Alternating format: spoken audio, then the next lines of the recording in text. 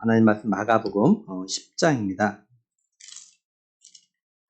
마가복음 10장 45절 말씀 한 절만 우리 같이 보도록 하겠습니다. 마가복음 10장 45절 한 절 우리 같이 보겠습니다. 인자가 온 것은 섬김을 받으려 함이 아니라 도리어 섬기려 하고 자기 목숨을 많은 사람의 대속물로 주려 함이니라. 아멘. 네. 제가 이번 주에 이렇게 생각지 않게 제가 즐겨 듣는 찬양 유튜브에 달린 댓글을 갖다 좀 보게 됐어요. 그 댓글을 보니까 그 찬양을 듣는 분들이 찬양을 들으면서 자신의 형편, 처지에 그 찬양을 들으면서 굉장히 위로와 힘을 얻었다 이렇게 댓글을 갖다 적어놨더라고요. 이분들이 찬양을 들을 때, 그죠? 그 찬양의 가사처럼 하나님께서 자신의 삶에 힘이 되시고 능력이 되시고 산성이 되시고 요소가 되실 것 같다 믿으니까 그 찬양의 가사가 힘이 되고 위로가 되었던 거예요. 그러니까 같은 찬양을 들어도요, 믿으면 힘이 생기고 위로가 생기는 거죠. 근데 믿지 않으면 그냥 음악에 지나고 마는 거예요. 오늘 말씀도 마찬가지예요. 우리가 오늘 말씀을 들으면서 이 말씀을 갖다가 믿으면 하나님의 사랑과 또한 예수 그리스도로 말미암아 내 죄의 사함을 받았고 또 이제 내가 구원받았다라는 이런 확신이 생겨서 기쁨과 감사가 있죠. 근데 믿지 않으면 그냥 이야기에 지나고 마는 거예요. 그 바라는 거는 오늘 말씀을 좀 들으면서 우리 모두가 이 말씀 갖다 믿음으로 예수님 갖다가 나의 구원자로 믿을 수 있는 그런 은혜가 있기를 간절히 축원합니다. 우리 사람들이 살아나가는 데 있어서 행하는 모든 행동들에 보면요, 거의 다 어떤 목적이 있죠. 예를 들면 우리가 돈을 버는 목적이 있습니다. 또 공부하는 목적이 있어요.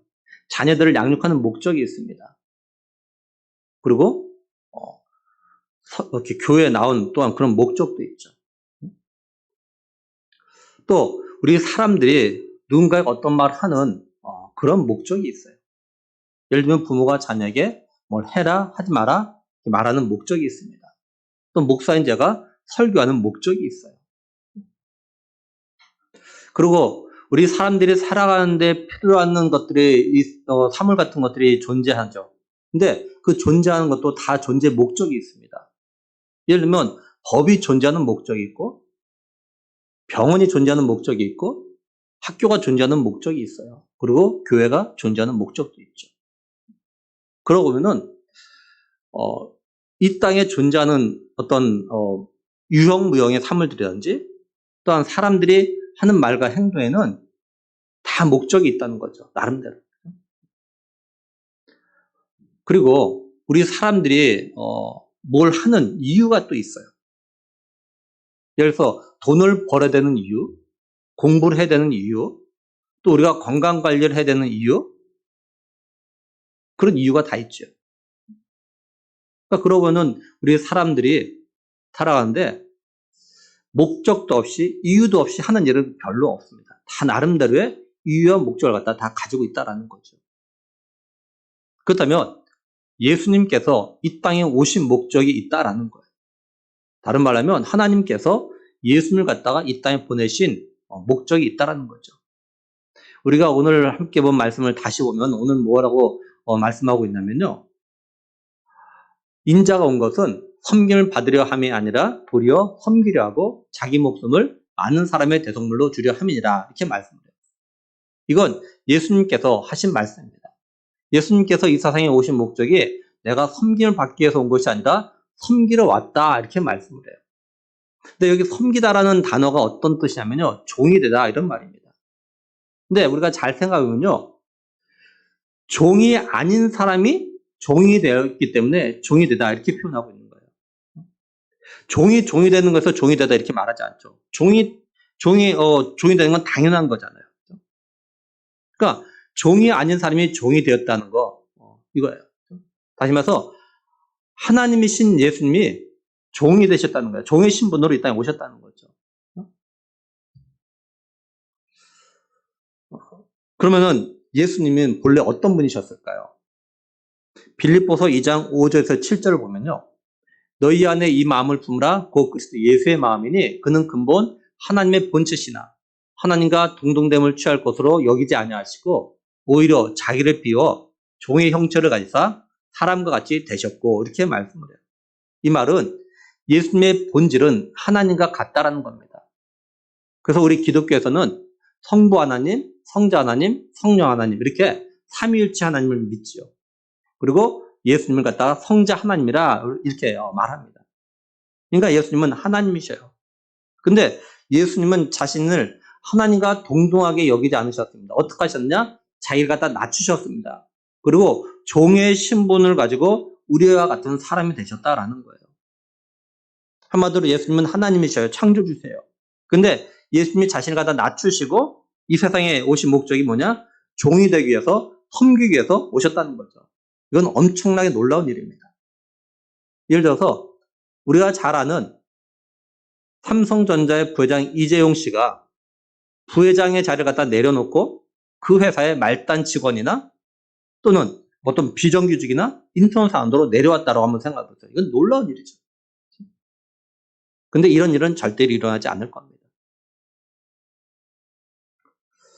피조물인 사람이 높은 자리에서 낮은 자리에 내려와도 놀라운 일인데 창조주가 피조물인 사람이 되겠다고 사람을 섬기겠다고 그 자리에서 내려와서 사람이 된다는 건 정말 놀라운 일이죠.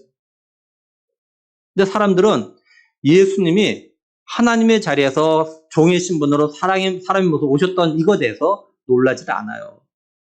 왜냐하면 예수님이 어떤 분인지 모르고 또는 예수님이 하나님이시라는 걸 인정하지 않기 때문에 그래요. 사람들은 이재용 씨가 어떤 사람인지 알기 때문에 삼성전자라는 것이 어떤 회사인지 알기 때문에 이재용 씨가 만약에 정말로 삼성전자 부회장 자리에서 이렇게 인턴이나 비정규직이나 말단하고 내려온다면 다 놀라는 거예요. 어떤 분이 아닙니까? 근데 사람들은 예수님이 누군지 잘 모르고 또한 그거다 예수님이 인정하지 않으니까 예수님이 사람이 되셨다라는 것에 대해서 별로 놀라지 않는 거예요. 예수님이신 하나님이 우리가 다 섬기겠다고 이 세상에 오신 거예요. 근데 더 놀라운 거는 이 예수님을 갖다 보내신 하나님의 마음입니다. 요한복음 3장 16절 17절 보면요. 하나님이 세상을 이처럼 사랑하사 독생자를 주셨으니 이는 그를 믿는 자마다 멸망하지 아니하고 영생을 얻게 하려 하심이라. 하나님이 그 아들을 보내신 것은 세상을 심판하려 하심이 아니요 그런 말미암아 세상이 구원을 받게 하려 하심이라. 이렇게 말씀을 하고 있어요. 하나님께서 이 세상 사람들 갖다가 너무도 사랑하셔서 자신의 독생자 예수 그리스도를 갖다가 이 땅에 보내셨다는 거죠. 그 이유가 뭐냐? 예수님을 믿음으로 멸망하지 않고 영생을 얻도록 하기 위해서라는 겁니다. 다시 말해서 하나님이 예수님을 보내신 건 뭐냐? 예수님을 믿음으로 말미암아 구원을 받도록 하기 위해서라는 거예요. 그렇다면 하나님께서 자신의 독생자 예수님을 갖다가 이 세상에 보내셨다면 그래서 예수님을 믿음으로 영생을 얻게 하셨다면은 하나님이 왜 이렇게까지 하셔야 했을까? 이거 갖다 생각해 봐야겠죠. 다시 말해서 하나님께서 사랑하는 독생자를 세상에 보내지 않으면 안 된 이유가 뭐였을까라는 거예요. 다른 말로 하면 사람들이 왜 예수님을 믿어야만 구원을 얻어서 영생을 얻게 되는 걸까? 다른 방법으로는 영생을 얻을 수 있는 방법은 없는 건가? 이걸 갖다 생각해 봐야 되는 거죠. 먼저 우리가 이 말씀을 통해서 알 수 있는 게 있는데 뭐냐면 사람은 멸망, 죽음을 당하게 되어 있다는 겁니다. 사람이 왜 죽음을 맞이하게 되냐면 바로 죄 때문에 그래요.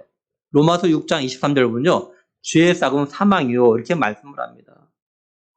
그러니까 사람들은 죄 때문에 다 죽게 되어져 있어요. 그래서 인류 역사가 시작된 이래로 성경을 근거로 해서 보면은 성경에 나오는 에녹과 엘리야 두 사람을 제외하고 모든 사람은요. 이 세상에 다 죽었습니다. 이처럼 사람들을 죽게 만든 죄가 언제 어디에서부터 시작됐냐면 우리가 잘 아는 대로 에덴 동산에서 아담으로부터 시작됐죠. 하나님께서 아담에게 선악과를 따먹으면 반드시 죽는다라고 말씀을 하셨어요. 아담은 이것 자기가 알겠다고 받아들였죠. 근데 아담이 그걸 갖다 따먹음으로 인해서 죄가 세상에 들어왔고 또 그 죄로 말미암아 세상에 있는 모든 사람들이 다 죽게 되어진 겁니다. 우리가 이걸 통해서 죄가 뭔지 알 수 있죠. 죄가 뭐냐? 하나님의 말씀, 명령, 하나님의 법을 갖다 어긴 것이 죄라라는 겁니다. 쉽게 말해서 우리나라에도 법이 있습니다. 나라에서 정한 법이 있어요. 이 법을 어기면 죄이죠. 죄인이 되는 거죠. 근데 죄에 따라서 형량이 다 달라요. 그리고 우리나라에도요, 사형이 법으로 정해져 있습니다. 제가 인터넷에 찾아보니까 현재 우리나라 형법에는 살인, 강간살인, 강도살인, 방화치사 등 인명을 빼앗는 범죄와 내란 목적, 살인, 간첩죄, 반란이적죄 등 국가 존립과 관련된 범죄 사형이 있다고 되어 있어요. 그리고 특별법인 국가보안법, 폭력행위 등 처벌법, 특정범죄 가중처벌법 등에도 사형이 규정되어 있다 이렇게 나와 있더라고요. 이처럼 어떤 죄는요 사형이라고 이렇게 법으로 규정을 갖다 만들어 놨습니다. 이런 것처럼 하나님께서 아담에게 너 선악과를 따먹으면 너 사형이야 이렇게 말씀하셨다고요. 아담이 네 알았습니다 이렇게 대답했고요. 근데 아담이 하나님의 이 말씀을 어겼습니다. 법을 갖다 어겼어요. 근데 하나님께서 아담하고 하신 이 약속은 아담 한 사람하고만 한 것이 아닙니다. 하나님은 아담을 인류 대표로 삼아서 이렇게 말씀하신 거예요. 하나님께서 아담을 대표로 삼았다는 것은 아담이 이 약속, 이 법을 지키면 아담과 아담의 그 모든 후손들, 모든 사람들은 다 법을 갖다 지킨 게 되는 거고 아담이 이 법 약속을 갖다 어기면 아담은 물론이고 아담의 후손과 모든 사람들이 이 법을 갖다 어긴 것이 되어지는 거예요. 그래서 이걸 갖다 바울은요. 로마서 5장 12절에서 그러므로 한 사람으로 말미암아 죄가 세상에 들어오고 죄로 말미암아 사망이 들어왔나니 이와 같이 모든 사람이 죄를 지었으므로 사망이 모든 사람에게 이르렀느냐 이렇게 말씀드려요. 그러니까 모든 사람은 다 죄로 인해서 죽게 된 겁니다. 다시 말해서 사람들은요 죄인으로 태어난 거예요. 만약에 사람들이 죄인으로 태어나지 않았다면 죽지 않는데 죽게 된 건 죄인이기 때문이에요. 우리가 잘 아는 다윗 왕이 있어요. 이 다윗은 예수님 안 믿는 사람도 알아요. 다윗과 골리앗을 알아요. 근데 이 다윗이 뭐라고 이야기했냐면요. 시편 51편 5절에서요. 내가 죄악 중에 출생하였으며 어머니가 죄 중에서 나를 잉태하였나이다 이렇게 말씀을 해요. 이걸 갖다 공동 번역은요. 이 몸은 죄 중에서 태어났고 모태에 있을 때부터 이미 죄인이었습니다. 이렇게 번역했어요. 다윗은요 자신이 엄마 뱃속에 있을 때부터 죄인이었다고 말합니다. 그러면 다윗이 엄마 뱃속에 있을 때부터 죄를 지을 만큼 악한 사람이고 또 많은 죄를 지었을까요? 열왕기상 15장 5절군요. 이는 다윗이 햇사람 우리아의 일 외에는 평생에 여호와 보시기에 정직하게 행하고 자기에게 명령하신 모든 일을 어기지 아니하였습니다. 이렇게 말씀드려요. 다윗이 우리아의 아내 밧세바를 갖다가 범하고 이 일로 인해서 우리아를 갖다가 전쟁터에서 죽게 해요. 이 일을 빼놓고 성경은 뭐라 말하냐? 다윗은 하나님 앞에서 정직했다. 그리고 하나님의 모든 명령은 하나도 빠짐없이 다 지켰다. 이렇게 말씀드려요. 다윗은요. 자기를 죽이려고 하는 사울을 갖다가 죽일 수 있는 기회가 2번 있었지만요. 죽이지 않습니다. 왜 안 죽였냐? 하나님께서 기름 부어 세우신 왕이 있는데 내가 죽일 수 없다. 이렇게 해요. 이 정도로 하나님 말씀을 갖다 지켰던 경외했던 사람이 다윗입니다. 그러니까 사실 다윗만큼 죄를 안 지은 사람도 사실 없어요. 그런데 다윗이 자신 엄마 뱃속에 있을 때부터 죄인이었단 말이에요. 쉽게 말해서 태아가 죄를 지었다는 거예요. 태아가. 여러분 태중에 있는 태아가 어떤 죄를 지었을까요? 지었다면. 태아가 죄를 지었다는 건 사실 말이 안 되는 거죠. 그러니까 이건 다윗이 자신이 아담의 후손으로서 죄인으로 태어났다는 것 갖다 인정하는 겁니다. 근데 다윗이 언제 이런 말을 했냐면 앞에서 말씀드린 대로 다윗이 우리아의 아내 밧세바와 동침해요. 근데 임신하고 말았어요. 밧세바요. 다윗이 이걸 알고 어떡하냐면 이걸 갖다 덮으려고 했는데 자기가 생각대로 이게 덮어지지 않았어요. 그래서 바세바의 남편 우리아를 갖다 전쟁터에서 죽게 합니다. 이후에 하나님께서 선지자를 통해서 다윗의 이 죄를 갖다 지적하셔요. 다윗은 이 죄를 갖다 지적받고 나서 자신이 이런 엄청난 죄를 갖다 짓는 걸 보니까 자신이 죄인으로 태어났다는 걸 갖다 깨달은 겁니다. 아, 내가 이렇게 엄청난 일을 짓다니, 엄청난 죄를 짓다니. 아, 결국 내가 엄마 뱃속부터 내가 죄인이었구나. 이렇게 이야기하는 거예요. 근데 많은 사람들은요, 자신이 태어날 때부터 엄마 뱃속에 있을 때부터 죄인이라는 걸 인정하지 않죠. 그리고 자신은 죽을 죄를 지은 적이 없다라고 이야기합니다. 왜 그러냐? 자기가 지은 죄가 뭔지를 갖다 모르기 때문에 그래요. 사람들은 다른 사람을 갖다 죽이지 않았다고 생각하기 때문에 그렇습니다. 그 이유 중에 하나가 뭐냐면 법을 잘 모르기 때문에 그래요. 법을 공부한 사람과 법을 공부하지 않은 사람의 차이가 있다면 어떤 죄, 어떤 잘못을 지었는데 그것이 죄를 범한 법을 갖다 어긴 건지 안 어긴 건지 아는 것과 모르는 것으로 나타나는 거죠. 법을 잘 모르고 법을 공부하지 않는 사람은 자기가 분명히 법을 어기는 행동을 했어요. 그런데 불구하고 자신은 죄를 짓지 않았다고 생각합니다. 왜? 법을 모르기 때문에. 그래서 양심의 가책도 없고 찔림도 없죠. 근데 법을 아는 사람은 자기가 지은 행동에 대해서 아, 내가 법을 어겼구나 알고 나름대로 양심이 찔립니다. 물론 오늘날은 그렇지 않은 것 같아요. 법을 잘 알고 있음에도 불구하고 죄를 지었음에도 불구하고 양심의 찔림을 받지 않는 사람이 많습니다. 오늘날 힘과 권력 있는 사람들 가운데 이런 사람들이 점점 많아지고 있어요. 그리고 자신은 법 없이도 산다라고 말하는 사람들이 있습니다.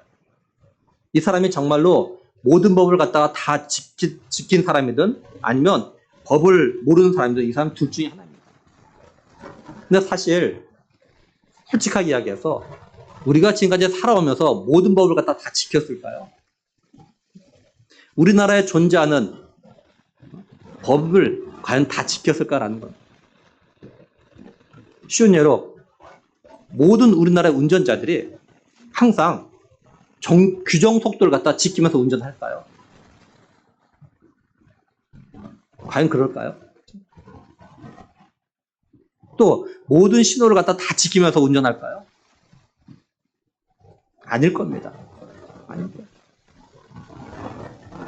또 요즘 운전 법규가 막 새로운 것이 자꾸 늘어나요. 자꾸 운전 중에서 사고 나니까 자꾸 무슨 법 자꾸 막 늘어나고 있죠.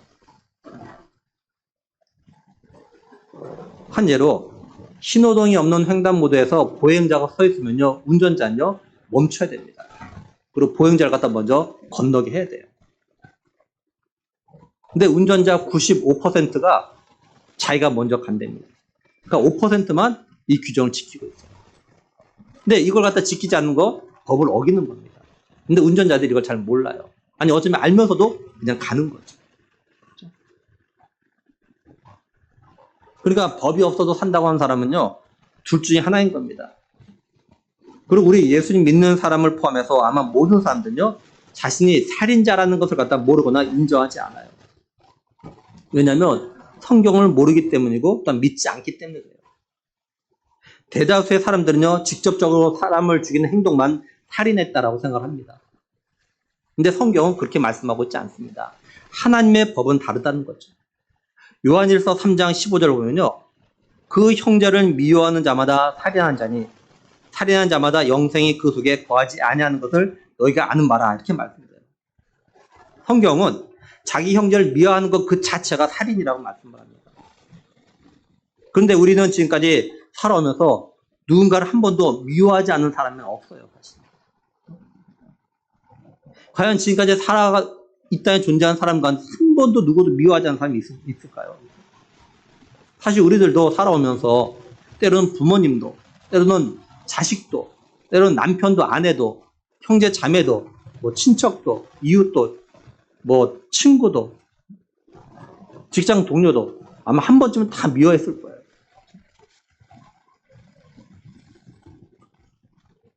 근데 우리가 사실 한 사람만 미워했을까요? 그리고 한 번만 미워했을까요? 아닐 겁니다.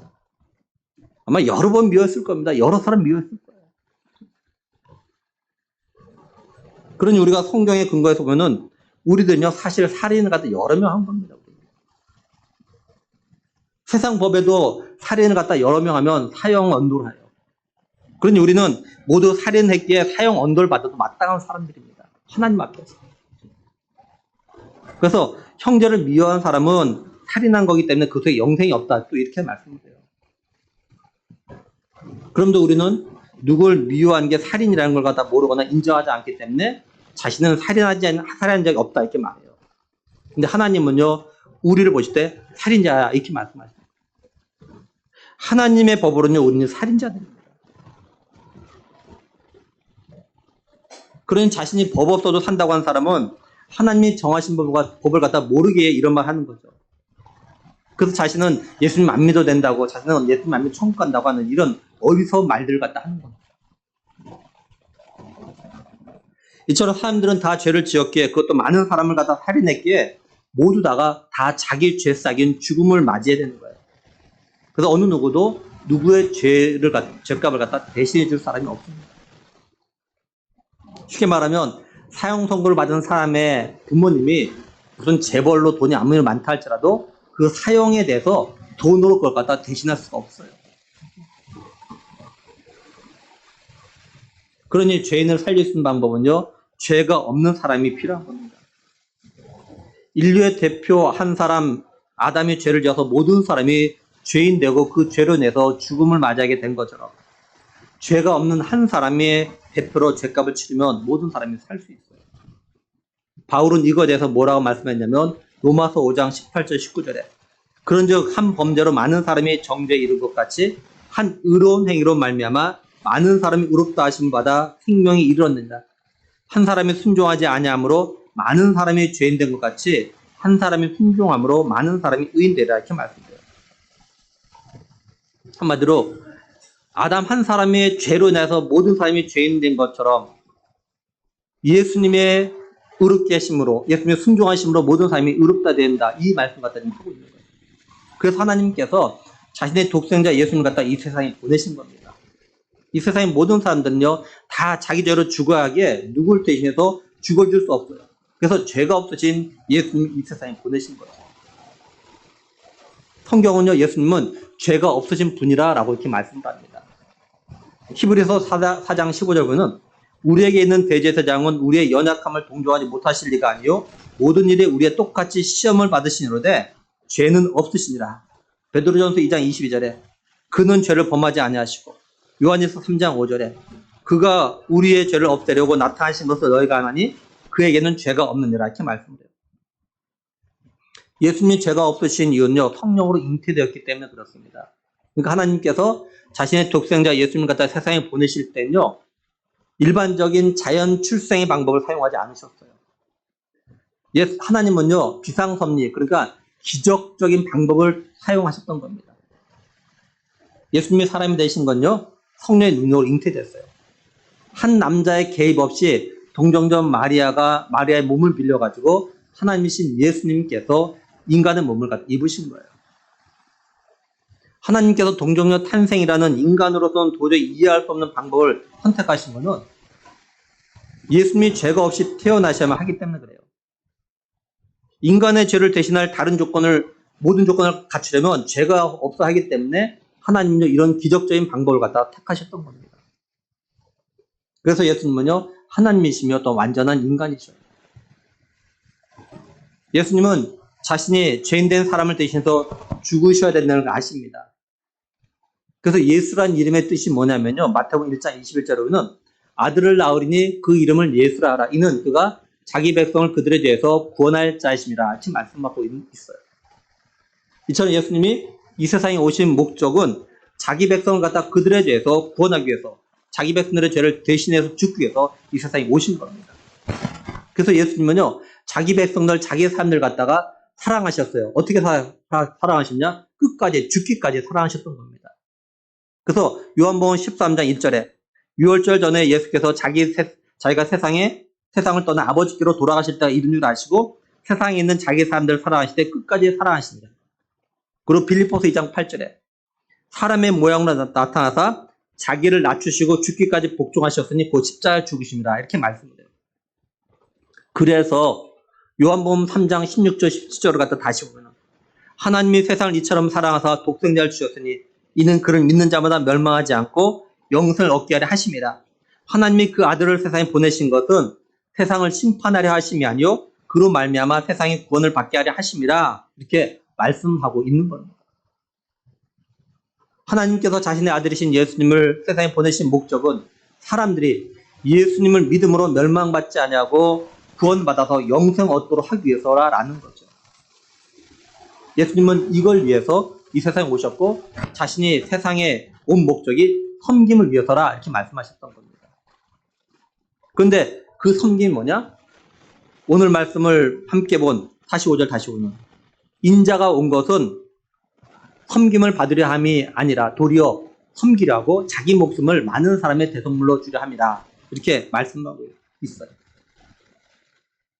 많은 사람을 위해서 자기 목숨을 내주는 거, 이것이 예수님이 말씀하신 섬김입니다. 여기 대속물이라는 말이 무슨 말이냐면요. 몸값입니다. 몸값. 근데 이 몸값이라는 단어가 어디에서 나왔냐면요. 풀어주다. 이 단어에서 나온 것이 몸값. 그러니까 몸값을 받고 풀어주는 거, 이것이 대속물이라는 뜻입니다. 예수님께서 자기 목숨을 많은 사람이 대속물로 주셨다는 것은 예수님이 많은 사람을 풀어달라고 자신의 목숨을 갖다가 몸값으로 주셨다 이런 말이죠. 쉽게 말해서 예수님이 자기 백성들 갖다 죄에서 용서해달라면서 자기 목숨을 갖다 대신 내놓으셨다는 겁니다. 예수님은 세상 모든 사람들이 죄로 인해서 죽어야 됐는데 자기가 대신해서 죽을 테니까 죽지 않게 해달라고 말한 거예요. 그래서 예수님은 우리가 너무나 잘 아는 대로 십자가에서 피 흘려 죽으신 겁니다. 따라서 죄가 없으신 하나님이신 예수님께서 나의 죄를 대신해서 피 흘려 죽으심으로 나의 모든 죄값을 지불하셨기에 이제 나는 죄가 없다고 믿는 사람들, 다시 말해서 예수님이 나의 구원자 되심을 갖다 믿는 사람들은요 영생을 얻게 되어진 거예요. 우리는 성경에서 예수님이 예수님 갖다 자신의 구원자로 믿으면 영생을 얻는다는 이 말씀을 통해서 사람들에게 있는 죽음이 뭔지를 갖다가 좀 생각해 볼 수 있어요. 첫째는 육적 죽음이 있어요. 이거는 모든 사람이 겪게 되는 겁니다. 예수님 믿는 사람이든 믿지 않는 사람이든 이 육적 죽음은요 모두 다 한 번쯤은 다 겪게 돼 있어요. 몸에서 영혼이 떠나는 거죠. 두 번째는 영적 죽음이 있어요. 이건 사람이 하나님부터 나누어지는 겁니다. 하나님과의 관계가 깨어지는 것이에요. 이거는 죄 때문에 온 겁니다. 아담이 선악과를 따먹음으로 죄를 지었어요. 죄를 지었다고 아담이 곧바로 죽은 것이 아니죠. 근데 아담은 죄를 지었기 때문에 하나님과 관계가 깨어졌습니다. 그래서 에덴 동산에 쫓겨나요. 우리 사람들도 예를 들면 부부 사이나 친구 사이나 연인 사이에서도 서로의 신뢰를 깨트릴 만한 죄를 지으면 그것 때문에 헤어지는 그런 경우가 있죠. 셋째는 영원한 죽음이에요. 사람은요, 한 번 다 죽지만요, 또 한 번은 다 살아납니다. 언제 살아나냐? 예수님이 이 세상에 다시 오실 때, 재림할 때, 이 세상 종말이 올 때, 이 세상의 모든 사람은요, 다시 한번 다시 살아납니다. 근데 그 후에 심판이 있어요. 이 심판의 기준이 뭐냐면, 세상에 살아갈 때 예수님을 믿었느냐, 믿지 않았냐, 이것이 심판의 기준입니다.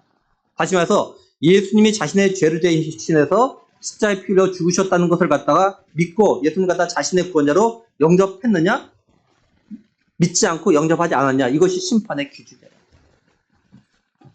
그래서 히브리서 9장 27절에 한 번 죽는 것은 사람에게 정해진 것이요 그 후에는 심판이 있으리니 이렇게 말씀드려요. 그리고 요한복음 5장 29절에 선한 일을 행한 자는 생명의 부활로, 악한 일을 행한 자는 심판의 부활로 나오리라 이렇게 말씀합니다.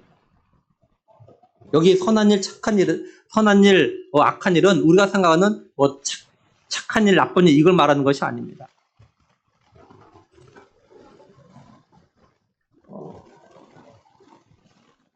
예수님을 믿어야 영생한다고 말했는데 이걸 믿는 게 선한 일이고 믿지 않는 게 악한 일이에요. 쉽게 말해서 사람들이 부모 말을 들으면 뭐라고 합니까? 착하다 이렇게 이야기해요. 마찬가지로 하나의 말씀을 갖다 잘 듣고 예수님 갖다 믿으면 착한 일을 하는 거예요. 그게 착한 일이에요. 하나님 볼 때 그게 착한 일이에요. 그게. 이런 사람은 생명의 부활로, 근데 이걸 믿지 않은 사람은 심판의 부활로, 다시 말해서 심판받고 멸망, 죽음에 처하게 된다는 거예요. 하나님께서 우리 사람들에게 아담의 죄로 인해서 육적인 죽음과 영적인 죽음이 해결되기 전에 우리 사람들이 영원한 죽음에 이르지 않도록 하기 위해서 하나님께서 예수님을 갖다 이 세상에 보내셨던 거예요. 이걸 바울은 로마서 5장 8절에서 우리가 아직 죄인 되었을 때 그리스도께서 우리를 위하여 죽으심으로 하나님께서 우리에 대한 자기의 사랑을 확증하셨느니라. 또 10절에 곧 우리가 원수 되었을 때 그의 아들의 죽으심으로 말미암아 하나님과 화목하게 되었으며 화목하게 된 자로서는 더욱 그의 살아나심으로 말미암아 구원을 받을 것이니라 이렇게 말씀하고 있어요. 하나님은 우리가 아직 죄인이었는데 아직 하나님과 원수 관계가 해결되지 않았는데 자신의 아들 예수 그리스도를 갖다 이 세상에 보내셔가지고 우리의 죄값에 대한 대속물이 되게 하셨던 거예요. 하나님 이걸 통해서 우리를 갖다 얼마나 사랑하시는 것 같다 이렇게 보여주신 겁니다. 그래서 이게 우리들이 예수님을 믿어야 되는 그런 이유인 거예요. 제가 왜 이렇게 죄와 죽음에 대해서 말하는지 아십니까? 사실요, 사람들이 또 심지어는 우리 성도들조차도요, 죄와 죽음에 대해서 설교하는 거 별로 좋아하지 않아요. 말하는 거 좋아하지 않아요. 좀 복에 대해서, 뭐 형통에 대해서, 성공에 대해서 막 이런 이야기하면 막 좋아하죠. 이런 거면 귀를 기울여 막 듣죠. 근데 죄에 대해서 이야기하고 죽음에 대해서 이야기하는 건요, 정말 다들 싫어해요. 그래서 미국 같은 경우는요, 죄나 죽음이나 종말에 대한 설교를 하는 목사님 설교는요, 그 방송에서 안 보내준답니다. 잘. 근데 뭐 형통하는 거, 성공하는 거, 뭐 이런 설교하는 목사님 설교는요, 막 방송에서 서로 이렇게 막 내보낸답니다. 그러니까 예수 믿는 사람들조차도요, 죄와 죽음 이런 거 싫어요. 듣기 싫어요. 이런 소리 안 하고 좀 편안한 소리, 위로가 되는 소리, 뭐 복 받으라는 소리, 뭐 어떻게 하면 잘 살까, 뭐 이런 이야기만 좀 해줘라. 이거 원한다. 근데 제가 왜 이렇게 죄와 죽음에 대한 이야기를 갖다 이렇게 막 오랫동안 계속 하는 걸까요? 그건 우리가 죄가 없다면 죽지 않을 수 있는데 죄로 인해서 죽게 되었기 때문에 그래요. 그리고 우리가 죄가 없다면 죽지 않게 되었다면 하나님께서 자신의 독생자 예수 그리스도를 갖다 이 땅에 보내실 이유가 없어요. 안 보내셔도 되는 거예요. 또 예수님께서 이 땅에 오셔서 우리를 위해서 자신의 목숨을 갖다 대속물로 내주지 않으셔도, 다시 말해서 죽지 않아도 되는 거였어요. 근데 이 모든 게 다 죄 때문에 생긴 일이라는 거죠. 그래서 죄가 뭔지, 또한 죄의 결과가 뭔지 알아야 예수님이 이 세상에 오신 목적을 갖다 알게 되기 때문에 그래요. 그리고 이걸 우리가 알아야 왜 우리가 예수를 믿어야 되는지 이 이유를 갖다 알기 때문에 그런 거예요. 하나님께서 자신의 독생자 예수님을 이 세상에 보내셔서 예수님을 우리의 죄에 대한 대속물로 십자가에서 피로 죽게 하지 않으시고 그냥 용서하실 수 있는 그런 권한이 있으세요. 근데 하나님은요, 이런 권한을 사용하지 않으셨습니다. 왜? 하나님은 공의로우신 하나님이시기 때문에 그래요. 또 하나님은요, 말씀하신 걸 갖다 반드시 지키시는 분이기 때문에 그래요. 하나님께서 아담에게 선악과를 따먹으면 너 반드시 죽는다라고 하셨는데 아담이 그걸 갖다 따먹었어요. 그런데 불구하고 만약에 하나님께서 아담에게 너는 죄 지었으니까 죽음이다라고 말씀하지 않으셨다면, 그냥 봐주셨다면 하나님이 하신 약속, 말씀은요, 무용지물이 되는 거예요. 그러면 하나님의 공의는 무너지는 겁니다. 그렇죠? 쉬운 예로 오늘날 우리나라의 청년들이 화가 많이 난 이유가 뭡니까? 힘과 권력을 가진 사람들이 말로는 공정 이야기하면서 그들이 공정을 갖다가 행동을 나타나지 않았기 때문이죠. 가진 자나 가지지 못한 자나 소위 금수저나 흙수저나 출발선이 같아야 되는데, 또한 평가가 동일한 기준으로 해야 되는데 힘과 권력을 가진 사람들의 자녀들, 금수저들은 일반 서민의 자녀들과 다른 출발선, 다른 기준에서 평가를 받는 그런 혜택을 갖다 누리기 때문이죠. 한마디로 힘과 권력을 가진 사람들이 막 공정을 말하면서 실제 저들의 삶에는 공정을 갖다 실천하지 않았기 때문에 많은 청년들이 젊은이들이 실망하고 화가 나 있는 거죠. 하나님께서 죄를 지면 반드시 죽는다고 했다면 그가 누구든지 간에 죄에 대한 죄값을 치러야 돼. 이게 공정인 거죠. 그래야 공의가 서는 거죠. 그래서 공의로는 하나님은요, 자신의 독생자를 보내셔서 그 죄값을 갖다 치르도록 하신 겁니다. 그런데 죄값을 치르는 방법은 피를 흘려야만 한다는 거예요. 히브리서 9장 22절에 피 흘림이 없은즉 사함이 없느니라 이렇게 말씀해요. 그래서 하나님은요, 예수님 갖다 십자가에서 피 흘려 죽게 하신 겁니다. 그럼 왜 꼭 피를 갖다 흘려야 될까요? 레위기 17장 11절 보면 육체의 생명은 피에 있습니다. 생명이 피에 있으므로 피가 죄를 속하느니라 이렇게 말씀해요. 한마디로 피는 생명인 거죠. 우리 몸에도 피가 없으면 우린 죽죠. 따라서 죄가 없으신 예수님이 죄인을 대신해서 피 흘려 죽어야만 죄인인 우리의 죄가 사해지는 거예요. 그러니까 하나님께서는요, 예수님이 자기 백성들 그들의 죄에서 구원하기 위해서 대속제물로 피 흘려 죽으신 걸 보고 우리를 향해서 이제 죄값을 치렀으니까 내가 죄를 갖다 다 용서한다 이렇게 말씀하시는 거예요. 우리가 하나님은요, 이런 일이 있을 것 같다가 구약 성경에서 예표를 보여주셨죠. 우리가 잘 아는 대로 이스라엘 백성들은요, 애굽에서 종노릇했습니다. 그러다가 이제 애굽을 나오게 되어졌어요. 그때 하나님께서 애굽과 바로에게 10가지 재앙을 내리시죠. 근데 마지막 재앙이 뭐냐면 장자가 죽는 겁니다. 애굽의 바로 왕부터 해가지고 신하들, 또한 뭐 애굽에 살아가는 그 종들, 심지어는 짐승의 첫 새끼까지 다 죽는 거예요. 하나님께서 이때 모세를 통해서 이스라엘 백성들에게 어떻게 하라고 하시냐면 양을 잡아가지고 그 피를 갖다 문설주에 발라라. 그러면 하나님의 사자가 집집 돌아다니면서 그 피를 보면 이 집에 장자가 죽었구나 이렇게 인정하시고 그 집을 갖다 넘어간다는 거죠. 이게 유월절입니다. 그래서 이스라엘 사람들은요, 지금도 유월절 갖다 지키고 있죠. 예수님이 유월절 어린 양이 되셔서 우리의 죄를 대신해서 죽으시고 하나님께서는 예수님의 그 피를 보시고 우리가 죽었다고 인정하시고 우리의 죄를 갖다 용서하시는 거예요. 그러니까 우리들이 예수님이 나의 죄를 대신해서 십자가에서 피를 죽으심으로 내 죄값을 갖다 다 치렀고 나는 죄 용서함을 받았다는 걸 갖다 믿으면 구원을 갖다 받는다는 거죠. 다시 말해서 예수님이 내 죄를 대신해서 피로 죽으심으로 나를 죄와 죽음에서 구원하셨다는 것 갖다 내가 믿으면 모든 죄에서 용서받고 구원을 갖다 받게 되는 거예요. 하나님은 이런 사람의 죄에 대해서는 기억하지 않으시는 겁니다. 다시 말해서 이런 사람은 이제 영원한 죽음을 맞지 않게 된다는 거예요. 그렇다고 해서 우리가 살아가면서 죄를 안 짓냐? 아니요, 사실 다 죄를 짓습니다. 왜냐하면 우리가 다시 말해서 아직 완전한 거룩한 사람이 되지 않았기 때문에 우리 사실 죽을 때까지 죄를 지어요. 그래서 우리는 죄를 짓고 때때로 지은 죄로 내서 괴로워할 때가 있어요. 또 자꾸 지은 죄가 생각날 때가 있죠. 이럴 때 사단은 자꾸 우리의 죄에 대해서 막 정죄합니다. 사단이 저를 향해서도 네가 목사면서 그렇게 죄를 지어도 돼? 네가 그래가지고 무슨 목사야? 네가 그러면서 무슨 설교를 해야? 이렇게 저를 괴롭힐 때가 있어요. 이럴 때 저 역시 괴롭죠. 정말 괴롭죠. 제가 목사라고 죄를 안 짓는 것이 아닙니다. 어쩌면 제가 더 많은 죄를 지을 겁니다. 그러니까 괴로워요, 사실. 근데 제 마음속에 계신 성령님께서 또 이렇게 말씀하셔요. 예수님이 너를 위해서 십자가에서 피 흘려 주신 걸 생각해.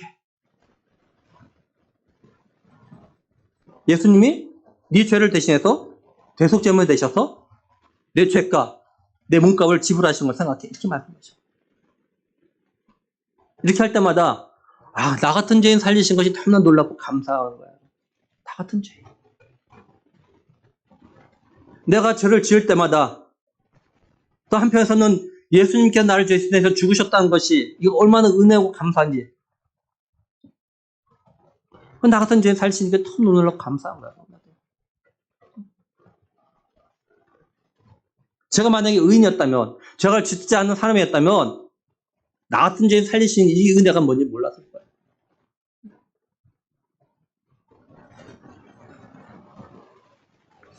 그러면 우리가 예수 믿고 나서도 짓는 죄들은 어떻게 해야 될까요?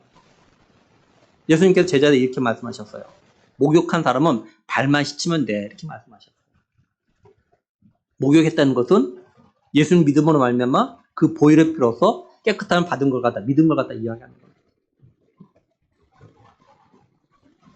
죄 씻음 받은 거죠. 그래서 더 이상 짓는 죄는 영원한 죽음에까지 이르진 않아요. 근데 우리가 짓는 죄들에 대해서 어떻게 하냐? 그건 회개는 해야 된다는 거예요. 예수님 이걸 갖다가 목욕한 사람 그냥 발만 씻으면 돼 이렇게 표현하십니다. 쉽게 예를 들어 말하면 우리가 집에서 목욕이나 샤워를 했어요. 근데 그러고 나서 화장실 가서 볼일을 봤어요. 또는 뭐 강아지의 어떤 변을 치우거나 또는 패드를 치웠어요. 더러운 건 만졌어요. 그렇다고 해서 우리가 목욕하거나 샤워하진 않죠. 어떡합니까? 그냥 손만 씻죠. 그러니까 우리가 일상의 삶에서 지은 죄들에 대해서 회개하고 용서받는 은혜를 갖다 경험하고 또 하나님의 사랑과 예수님의 십자가의 은혜를 갖다 체험하면서 믿음이 자라고 또한 이런 과정을 거치면서 죄를 조금씩 덜 지으면서 성숙해져 가는 겁니다. 이런 죄에 대한 은혜를 갖다가 체험해야 제대로 된 믿음의 삶을 갖다가 살아갈 수 있게 되어지는 것이에요. 오늘 이 예배 자리에는 세 부류의 사람들이 있습니다. 첫째는 예수님의 이런 십자가의 은혜를 갖다 체험하고 진실로 죄의 용서함을 받은 자로서 믿음의 삶을 살아가는 분들이 있어요. 쉽게 말해서 자신을 죄와 죽음에서 구원해 주신 예수님 인격적으로 만나는 사람들이 있습니다. 둘째는 교회는 나오고 있지만 아직 자신을 죄와 죽음에서 구원해 주신 예수님을 갖다 인격적으로 만나지 못한, 그래서 이런 죄사함의 은혜를 갖다가 체험하지 못한, 그리고 자기가 죄인이라는 것을 갖다가 모르거나 인정하지 않은 상태에서 그냥 교회에 나오는 사람들이 있어요. 또 하나는 오늘 처음 또는 몇 번 교회 나왔고 오늘도 새생명 초청주의라고 해서 따라 나오시는 분들이 있어요. 간절히 바라는 것은 예수님 인격적으로 만나서 구원의 기쁨과 더불어서 하나님의 사랑과 예수 그리스도의 십자가의 은혜를 갖다 체험하신 분들은 더욱 믿음이 성장하고 성숙해지려는 그런 노력들을 갖다 꼭 하셔야 됩니다. 그리고 교회는 나오고 있지만 아직 예수님을 갖다 인격적으로 만나지 못해서 하나님의 사랑과 그리스도의 십자가의 은혜를 갖다 체험하지 못하신 분들은 나도 예수님을 갖다 인격적으로 만남으로 내서 하나님의 사랑과 예수 그리스도의 십자가의 은혜를 갖다 체험할 수 있게 해달라고 간절히 사모하는 마음을 가져 기도해야 돼요. 그래서 예수님을 만남으로 내서 믿음이 생기고 자라는 그런 은혜를 갖다 꼭 경험할 수 있길 정말 바랍니다. 그리고 오늘 초대받아서 오신 분들도 예수님께서 자신의 죄를 대신해서 자기 목숨을 대속물로 주신 걸 갖다 믿고 영접하고 그걸로 끝이 아니라 이제 계속 예배 자리에 나와서 하나님의 사랑과 예수님의 십자가의 은혜를 갖다 체험하고 그래서 믿음이 생기고 믿음이 자랄 수 있길 또한 간절히 바랍니다. 제가 이전에 우리 성도들에게 설교 중에 이야기했지만 지난 4월 24일 날 토요일에 설교 준비하는데 우리 노회장이었던 목사님이 뇌출혈로 쓰러졌다고 문자가 왔어요. 지금 병원에 가서 수술하니까 기도해달라는 문자가 온 겁니다. 수술이 지금 잘 돼가지고 치료되어 있지만 아직 뭐 언제 회복될지 몰라요. 또 이전처럼 건강 완전히 회복할지 그럴 가능성이 지금 뭐 그렇게 보이지 않는 그런 상황입니다. 이 목사님이 주일날 교인들에게 은혜의 말씀 전하려고 설교 준비를 하셨을 거예요, 분명히. 근데 갑자기 쓰러지신 거죠. 이 목사님이 자신이 설교 준비하면서 내가 쓰러질 거라고 생각하셨을까요? 또 지난 5월 11일에 또 노회에서 문자가 왔어요. 노회 목사님들이 모여가지고 건강을 위해서 자전거를 타다가 한 목사님이 쓰러지셨답니다. 그래서 거기서 목사님들이 심폐소생술을 했는데 119 차가 올 때까지 했는데 깨어나지 않고 그래서 병원에 옮겼는데 병원에서 그냥 소천하셨대요. 이 목사님은 저보다 체격이 또 좋아요. 저 연배고요. 저 비슷한 또래고요. 목사님들이 건강을 위해서 자전거를 탔단 말이에요. 누가 쓰러질 줄 알았겠습니까? 누가 그 자리에서 죽을 줄 알았겠어요? 만약에 이런 일 생길 줄 알았다면 목사님 자전거 안 탔을 겁니다. 아무리 자전거 타기 건강에 좋아도 자전거 안 타셨을 거예요.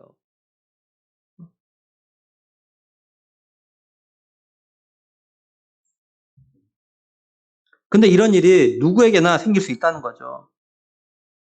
우리는 아무도 내일 일을 고사하고 오늘 오후에 또는 오늘 저녁에 나에게 무슨 일이 생기지 장담할 수 있는 사람은 아무도 없습니다. 또 내가 젊다고 건강하다고 내일을 장담할 수 있는 사람은 아무도 없어요. 그러니까 예수님을 갖다 자신의 구원자로 믿고 영접한 일은 이건요 다음으로 믿으면 안 되는 일이에요. 오늘 지금 예수님 갖다 믿고 영접해야 되는 겁니다.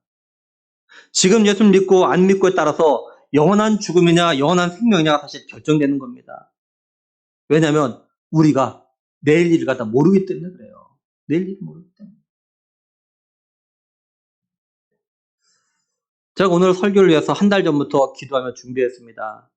근데 기도하면 할수록 제 마음이 편해지는 것이 아니라 계속 또 부담이 되는 거예요. 계속. 왜냐하면 제 마음속에 기도하면 할수록 야 내가 설교를 잘해야 되는데 그래야지 예수님 안 믿는 사람들이 설교 듣고 예수님 믿고 싶다고 말할 텐데 이런 생각이 자꾸 드는 거예요. 근데 사실은 사람이 예수님 믿고 안 믿고가 사람이 힘으로 할 수 있는 것이 아니거든요. 설교를 잘한다고 사람들이 다 예수 믿는 건 아니에요. 물론 사람에 따라서 설교 듣고 예수 믿는 사람도 또 있어요. 제가 말씀드리고자 하는 것은 제가 사람들 갖다 예수 믿게 할 수 있는 능력이 있는 것이 아니라는 거예요. 제가 다른 사람을 하여금 예수 믿게 막 도와줄 수 있는 이런 능력도 없어요. 누가 하느냐? 바로 우리 안에 계신 성령께서 우리 하여금 예수 믿을 수 있도록 도와주시는 거죠. 그래서 제가 우리 교회에서 지난 일주일 동안 오늘 이 예배를 해서 특별 새벽 기도를 했어요. 그때 제가 월요일 날 우리 성도님께 고백했어요. 내가 이렇게 마음이 힘들다. 나를 위해서 기도해달라. 내가 마음 편하게, 너무 부담 갖지 않고 편안하게 설교 준비하고 말씀을 전할 수 있게 해달라. 저를 위해서 기도해달라. 제가 기도 부탁했어요. 근데 기도 부탁을 했지만 그런데도 불구하고 솔직하게 한 주간 동안에 마음 편하게 숨을 갖다가 쉴 수 없을 정도로 마음에 큰 부담이 있었어요. 왜냐면 저는 이 예배 자리에 나온 모든 분들이 진실로 설교를 듣고 예수를 만나고 예수를 믿고 영생 얻고 천국에 같이 갔으면 좋겠는데 설교를 들었음에도 불구하고 자신의 죄에 대한 찔림도 없고 예수를 믿고 싶은 마음도 갖지 않다가 그러다 영원한 죽음에 이르겠는 그런 고통을 당하면 어떻게 될까 이런 마음 때문에 그래요. 우리 성도들 알 거야. 제가 최근에 계속 기도하면 말하는 거냐. 교회 나오지만 예수님 안 믿는 사람들 믿어야 된다 자꾸 이야기하는 이유가 그런 거예요.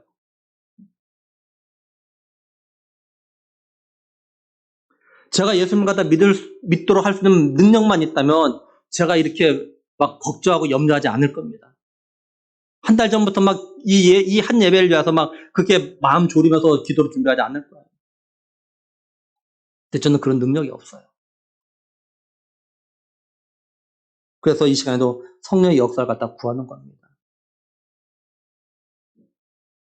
여러분 우리가 잘 아는 로댕의 조각상이 있어요. 생각하는 사람. 그렇죠? 저 로댕의 생각하는 사람의 저 조각상이 어디에 있는 건지 아십니까?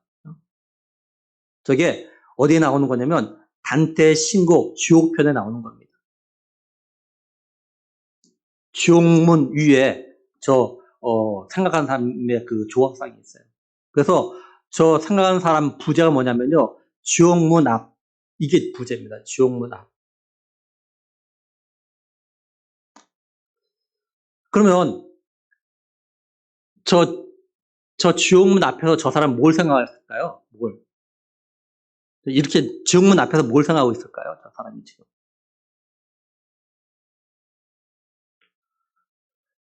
저 지옥문 중앙에 있는 저 인물이 생각하는 사람 저건데요. 지옥에 자신의 몸을 던지기 전 심각한 고뇌에 빠진 인간의 내면 세계를 표현한 작품이 저거예요. 지옥문 앞에서 이제 내가 이제 지옥에 들어가야 되는구나 이러면서 심각한 고뇌에 빠진 인간 내면 세계를 표현한 걸 저거예요.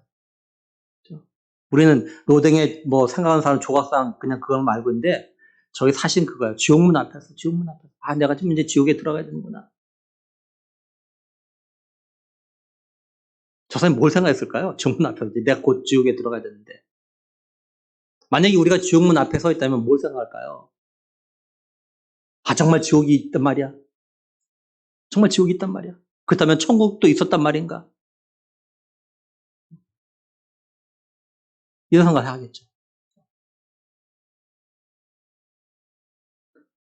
그럼 나는 지옥과 천국 중에서 어디에 들어갈 것인가? 내가 만약에 천국과 지옥 중에서 선택할 권한이 있다면 나는 어디를 가고 싶은가? 근데 지옥에 가지 않냐고 천국에 가려면 어떻게 해야 할까? 예수 믿으면 지옥 가지 않냐고 천국 간다고 하는데 그게 정말 사실일까? 내가 비록 교회 다니고 있지만 또 내가 예수 믿는다고 하지만 지옥에 안 가고 천국에 갈 수 있다는 확신이 나에게 있는가?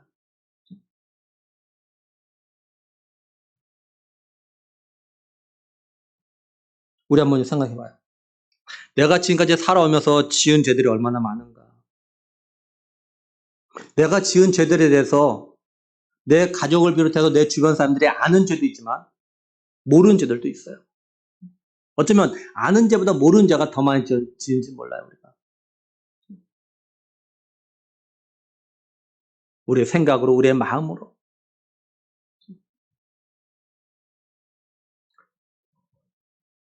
다른 사람 몰라도 내 양심은 알아요, 내 양심은. 내가 얼마나 많은 죄를 지었는지, 어떤 죄를 지었는지 알고 있다고요. 그래서 이런 죄를 생각하면은 천국에 갈 자신이 없을 겁니다. 근데 성경은 예수님께서 우리의 이런 모든 죄에 대해서 죄값을 지불하셨다고 말씀을 해요.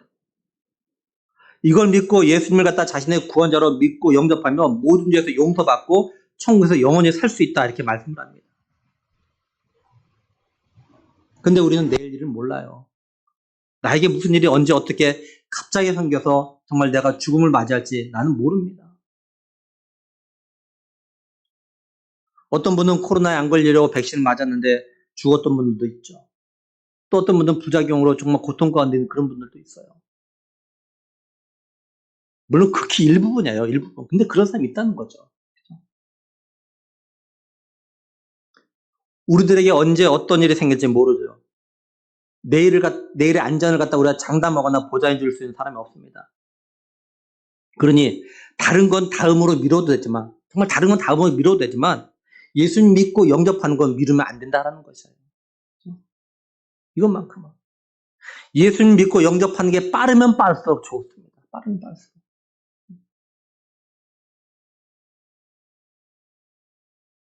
우리 시간에 좀 우리 눈을 좀 감으시고 우리 자신의 오른손을 갖다 좀 가슴에 얹고 우리 좀 잠깐 기도하는 시간을 가졌으면 좋겠습니다. 이미 예수님을 갖다 인격적으로 만나서 자신의 구원자임을 갖다 믿는 분들은 앞으로도 어떤 일이 있어도 믿음 변하지 않고 끝까지 믿음으로 살아갈 수 있게 해달라고 기도하세요. 근데 아직 내가 예수님을 갖다 인격적으로 만나지 못한 분들은 예수님 내 마음의 문을 엽니다. 내 안에 들어오셔서 나를 만나주시고 내가 예수님이 나의 죄를 대신해서 십자가에서 피 흘려 죽으신 걸 믿을 수 있는 그런 믿음을 달라고. 그래서 예수님과 함께 믿음의 삶을 살아갈 수 있게 해달라고. 저 영원한 천국을 좀 바라보면서 믿음으로 살 수 있게 해달라고 꼭 기도하십시오. 성경은 우리에게 이렇게 말씀을 해요. 우리가 내 입으로 예수님이 주님이시고 구원자로 시인하면 또 하나님께서 예수님을 죽은 자 가운데 살리신 걸 갖다 내가 내 마음으로 믿으면 구원받는다. 그리고 우리가 마음으로 믿음으로 해가지고 의에 이르고 입으로 시인해서 구원에 이른다 이렇게 말씀을 합니다. 우리 시간에 30초만. 그죠? 오늘 말씀을 생각하면서 우리 자신을 돌아보면서 우리 한테 좀 기도하는 시간 좀 갖길 정말 원합니다. 우리 같이 30초만 기도하겠습니다. 아버지.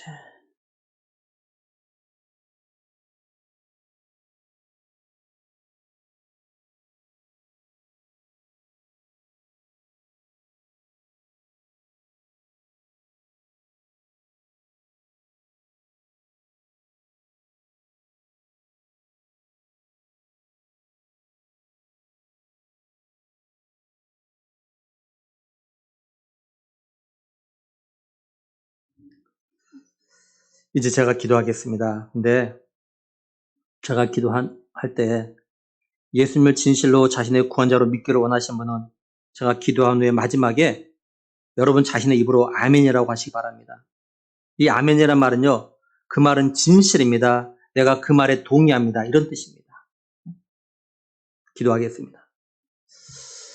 하나님 아버지 참 감사합니다. 오늘 이 예배 자리에 나오게 하심을 진실로 감사합니다. 나를 사랑하셔서 독생자 예수 그리스도를 이 땅에 보내주신 하나님 참 감사함을 드립니다. 근데 하나님, 저는 죄인입니다. 저는 태어날 때부터 죄인이었고 또 살아오면서 많은 죄도 지었지만 또 내 주변 사람들을 갖다 미워하는 죄로 살인하는 그런 살인자입니다. 근데 예수님께서 나의 모든 죄를 위해서 십자가에서 대속물 되어주셔서 피 흘려 죽으심으로 나의 모든 죄를 갖다 용서받을 수 있는 은혜 베풀어 주심을 하나님 정말 감사함을 드립니다. 하나님, 이제 내가 예수님을 나의 구원자로 믿고 영접하고 살아갈 때 영원한 천국을 소망하면서 믿음으로 살아갈 수 있게 하나님 도와주시옵소서. 이제 앞으로도 계속해서 예배 자리에 나와서 말씀을 듣게 하시고 말씀을 들을 때 하나님 믿음이 생기게 하시고 믿음이 자라게 하시고 정말로 성숙한 그리스도인이 될 수 있는 은혜를 하나님 꼭 허락하여 주시옵소서. 나를 위해서 자신의 목숨을 대속물로 내주신 우리 주 예수 그리스도의 이름으로 간절히 기도드리옵나이다. 아멘.